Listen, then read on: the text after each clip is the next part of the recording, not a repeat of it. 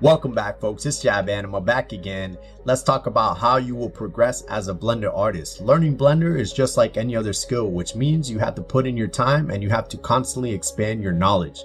In the long term, your knowledge of Blender will look like this.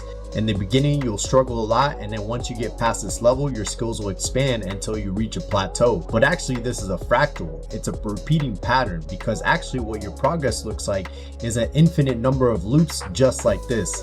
Now, the quality of your work will look a little bit different. It'll look like this. Each time you open up a Blender file, you should be trying out a new skill, and that means that you'll be slightly out of reach of your goal every time, which means that you'll either underuse or you'll overuse some of the skills you recently learned.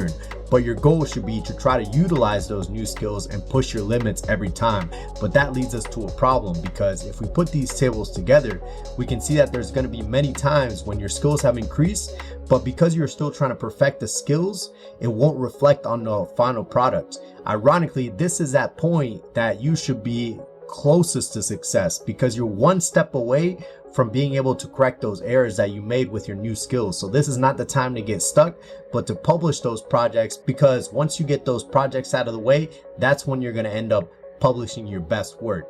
That's it for today, guys. Catch me on YouTube, Instagram, or Twitter. See you there.